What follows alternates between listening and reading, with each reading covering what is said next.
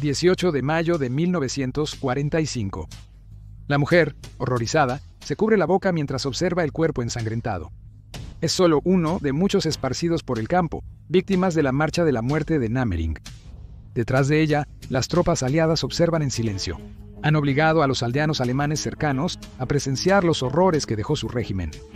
Esto fue parte de la desnazificación, la amplia campaña de los aliados desde 1945 hasta 1952 para purgar a Alemania del nazismo. Algunos métodos fueron duros, otros extremos. Pero queda una pregunta: ¿cómo se deshizo Alemania de los nazis tan rápido? Tras la rendición de Alemania, después de la muerte de Hitler en el Führerbunker, Alemania quedó en ruinas. Los bombardeos aliados y el avance del Ejército Rojo hacia el oeste habían llevado lo peor de la lucha a las puertas de Alemania. La cabeza de la serpiente que era el gobierno alemán y su máquina de guerra se habían ido, y ahora los aliados tenían que compartir la responsabilidad de llevar a Alemania hacia adelante. En la conferencia de Yalta de 1945 entre Churchill, Roosevelt y Stalin, se llegó a un acuerdo para que la responsabilidad de la desnazificación fuera compartida entre sus poderes. Según la Declaración de Potsdam, declararon su intención, cito: «Todos los miembros del partido nazi que han sido más que participantes nominales deben ser removidos de cargos públicos o semipúblicos y de posiciones de responsabilidad e importantes empresas privadas». Los aliados aprendieron de sus errores después de la Primera Guerra Mundial. Bajo el Tratado de Versalles y otras sanciones, Alemania había sido debilitada como castigo por sus acciones. Las potencias centrales lideradas por el Imperio Alemán tuvieron que pagar 132.000 millones de marcos de oro en reparaciones, equivalente a 600.000 millones actuales. El país estaba roto, empobrecido y humillado, lo cual fue el cóctel perfecto de desesperación, resentimiento y frustración que desplegó la alfombra roja para el ascenso de Hitler y los nazis. Les permitió aprovechar el descontento de la gente a través de las obras hacia la nostalgia por un pasado imaginado, el nacionalismo extremo y el chivo expiatorio de las minorías, aunque particularmente del pueblo judío. Para evitar que la historia se repitiera, los aliados sabían que debían hacer más que solo derrotar a un ejército. Debían erradicar el nazismo por completo. De lo contrario, podría resurgir en cualquier momento de descuido. El primer paso en este proceso fue dividir a Alemania en 4 zonas ocupadas. Alemania del noroeste, controlada por Gran Bretaña; Alemania del suroeste, controlada por Francia; Alemania del sureste, controlada por los Estados Unidos; y Alemania del noreste, controlada por la Unión Soviética. Cada nación tenía perspectivas muy diferentes sobre los mejores métodos para erradicar la plaga nazi mientras se beneficiaban a sí mismas. Por lo tanto, Alemania se convirtió en una especie de placa de Petri experimental para los métodos de desnazificación. El primer paso en prácticamente todos estos segmentos fue una serie de arrestos automáticos. Los devotos nazis en posiciones de poder, como la policía, funcionarios públicos y miembros de las SS, fueron despedidos y llevados a campos de internamiento aliados sin juicio. Entre 1945 y 1950, 400.000 alemanes fueron llevados a estos campos, la mayoría capturados por los soviéticos. Y eso es porque los soviéticos que dirigían el noreste de Alemania no solo estaban arrestando a los nazis, también estaban encerrando a sus otros oponentes políticos en la región que podrían actuar como un obstáculo para la influencia soviética posterior en el área. Los campos para estos oponentes políticos no nazis se llamaban campos especiales, porque los soviéticos no eran realmente buenos en eufemismos. Como la segunda medida radical de los aliados, se prohibió el partido nazi. Defender públicamente las ideas nazis se castigaba con pena de muerte. Pero había mucho más en la desnazificación de Alemania que simplemente poner a los nazis más obvios en campos de internamiento y amenazar la estructura oficial del partido. El partido de Hitler estuvo en el poder por 12 años y su ideología y símbolos se infiltraron en la cultura alemana durante años antes de eso. Y dado que los nazis estaban completamente obsesionados con la marca, habían puesto sus signos y símbolos en todo el país. Por lo tanto, el primer paso, que aún permanece en la ley alemana, fue prohibir por completo el uso de la esvástica en público. Pero eso fue solo el inicio. El ejército estadounidense tomó control de los medios alemanes. De repente, 37 periódicos alemanes y 6 estaciones de radio. También controlaban 314 teatros, 642 cines, 101 revistas y 237 editoriales de libros. Y encima de eso, casi 7.400 libreros e impresores estaban bajo su mando. Con esta enorme máquina de propaganda bajo su control, el ejército de los Estados Unidos quería distribuir material pro-democracia, pro-Estados Unidos y anti-nazi. esperaban contrarrestar los años de medios nazis que habían reformado las mentes alemanas. Irónicamente, para lograr su objetivo de desnazificación completa, el ejército de los Estados Unidos utilizó algunas tácticas nazis.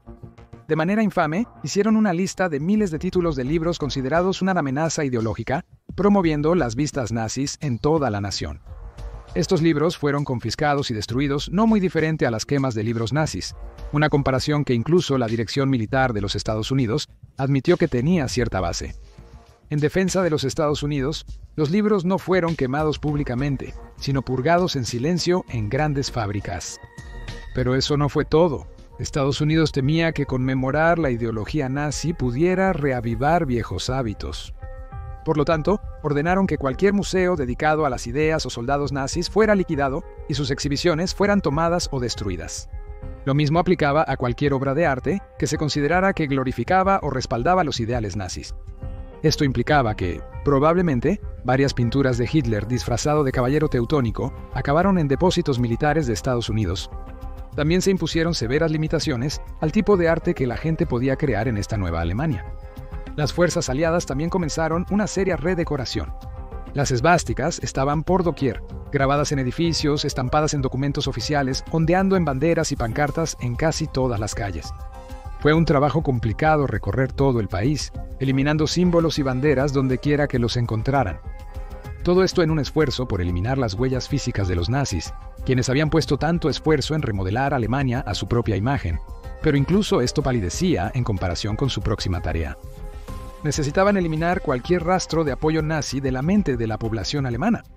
Esto implicó una operación de guerra psicológica extremadamente sofisticada y a menudo desgarradora contra el pueblo de Alemania. Los aliados querían crear un poderoso sentido de responsabilidad colectiva y culpa colectiva en la mente del público alemán.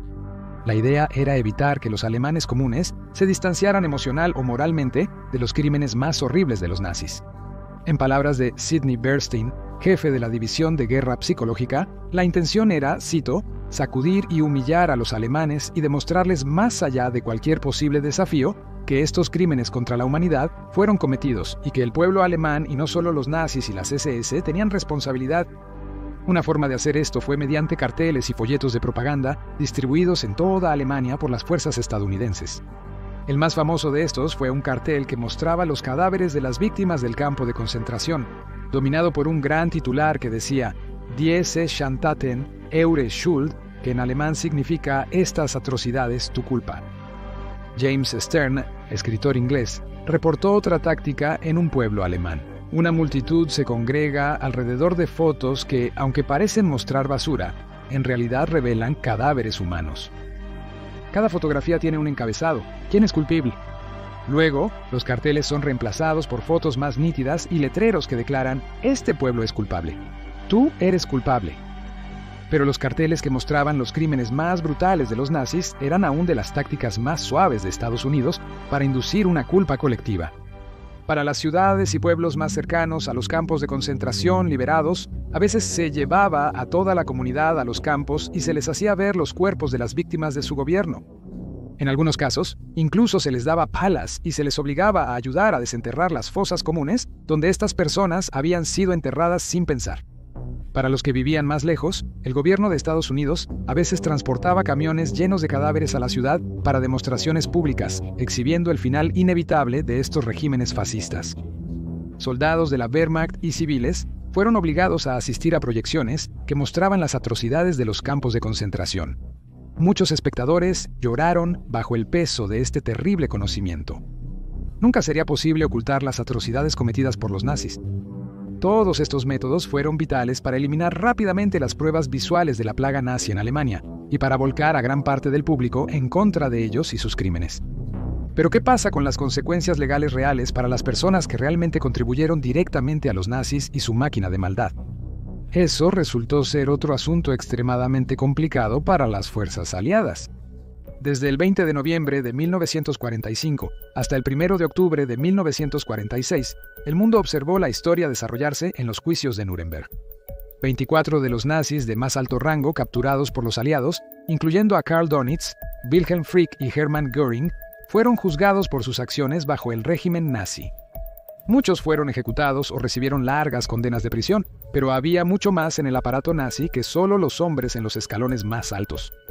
Al finalizar la guerra, cerca de 8.5 millones de alemanes, el 10% de la población, pertenecían al partido nazi. Pero había más personas involucradas en grupos políticos cercanos a los nazis. Por ejemplo, había 32 millones de personas en el Frente Laboral Alemán, 17 millones en el Bienestar del Pueblo Nacional Socialista, e incluso 2 millones en la Liga de Mujeres Nacional Socialistas. Aproximadamente 45 millones de personas formaban parte del partido y sus grupos afiliados que integraban el gobierno alemán. Se necesitaba crear una rúbrica para los alemanes de nivel inferior investigados por su complicidad en los crímenes del partido nazi.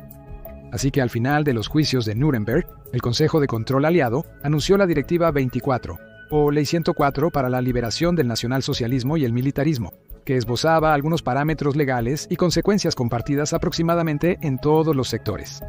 Esto resultó en 5 categorías para clasificar a millones de sospechosos de nivel inferior, cada una con una severidad de castigo determinada.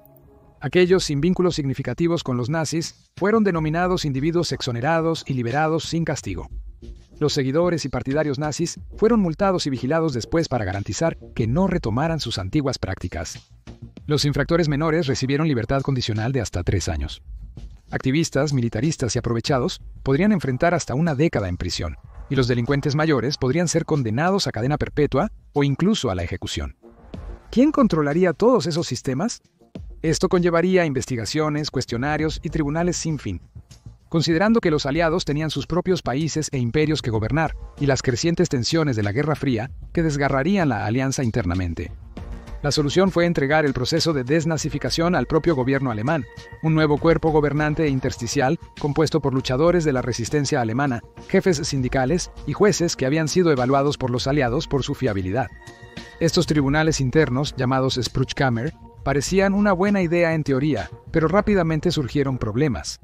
Dado que era casi imposible llevar a todos a un tribunal físico, los juicios se hicieron en base a extensos cuestionarios conocidos como Fragebogen. Contenía 131 preguntas que sondeaban a los solicitantes sobre todo, desde su estilo de vida hasta su historia política, junto con documentos clave que podían probar la realidad de lo que estaban diciendo. Pero estamos hablando de la era predigital aquí, por lo que era difícil obtener registros y el perjurio era abundante. Con frecuencia, los tribunales debían confiar en declaraciones escritas de amigos y vecinos, que en su mayoría exoneraban a las personas. Como resultado, solo el 1.4% de los investigados fueron condenados como delincuentes mayores, siendo estos los más obviamente culpables o pésimos mentirosos para pasar desapercibidos. La mayoría fueron considerados simples seguidores, se les impuso una pequeña multa y se les dejó ir como si nada. Incluso circulaba un chiste oscuro de que los certificados entregados eran Persil, un popular detergente, porque blanqueaban la reputación de quienes habían cometido crímenes verdaderamente atroces. Los detalles de las cacerías de desnazificación variaban según la zona. En la zona bajo control estadounidense, todo ex-nazi activo fue destituido de su cargo en el gobierno. Esto parece algo muy bueno, pero dado que era difícil ser parte del gobierno si no fingías al menos mostrar entusiasmo por el partido, dejó la estructura administrativa del sureste de Alemania como una sombra de lo que era antes. Esto ralentizó el proceso en este sector en comparación con sus vecinos. También había un fuerte enfoque en promover las virtudes de la democracia. El objetivo era reeducar al pueblo alemán para sacarlos de la mentalidad fascista que años de lavado de cerebro nazi habían inculcado.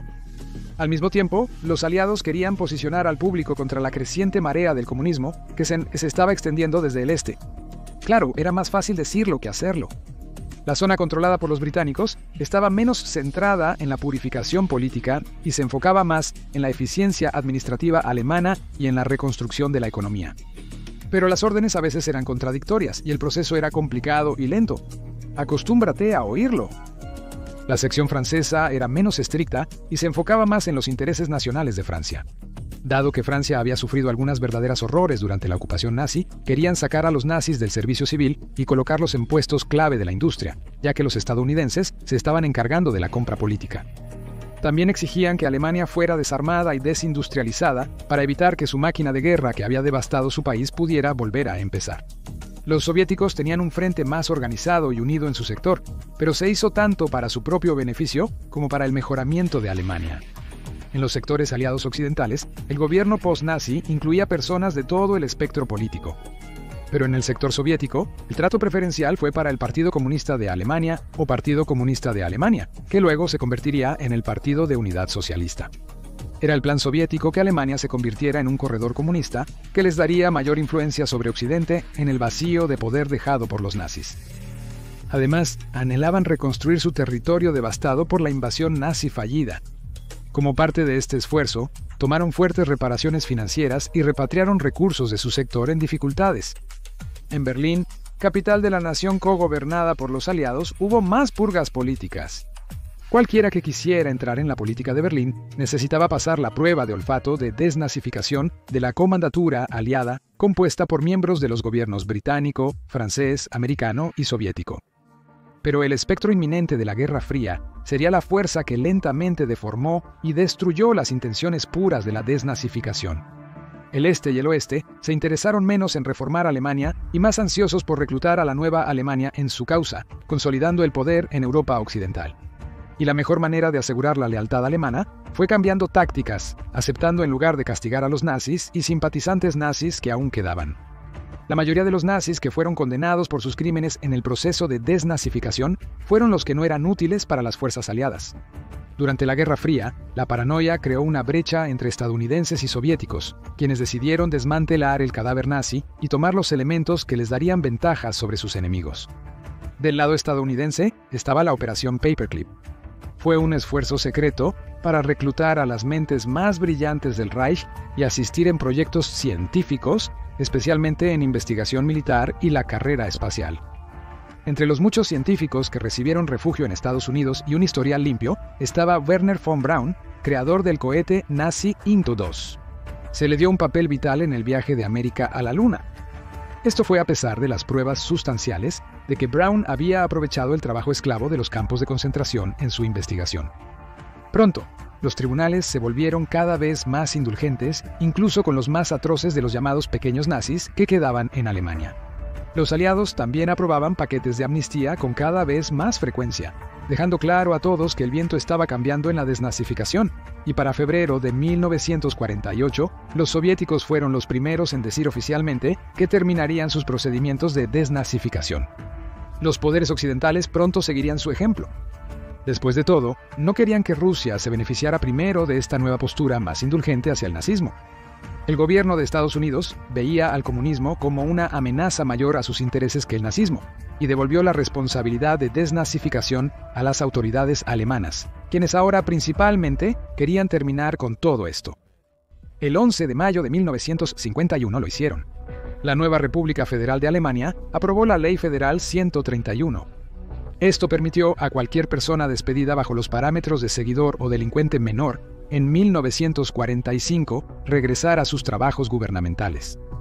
El 6 de octubre de 1952, los derechos de las personas previamente removidas de la vida pública por sus afiliaciones con el partido nazi o la Wehrmacht fueron oficialmente restituidos. A partir de ese punto, se volvió ilegal discriminar a alguien basándose en esos factores. La República Democrática Alemana, o Alemania Oriental, el lado títere soviético del país al este del muro de Berlín, también consideró rehabilitados a sus nazis. La República Federal de Alemania, una democracia, sería dirigida por su nuevo canciller Konrad Adenauer, quien se opuso a la desnazificación por temor a que retrasara el rearme de su país contra su nuevo vecino comunista. Alemania estaba gobernada por el Partido de Unidad Socialista, presidido por Wilhelm Pieck. Todos querían avanzar, no retroceder. En 7 años, el mundo presenció el nacimiento, la vida y la muerte de la desnazificación. Las esvásticas, la literatura nazi y el partido mismo habían desaparecido. Pero ya no existía fundamento legal para sancionar a quienes habían sido parte de esa maquinaria.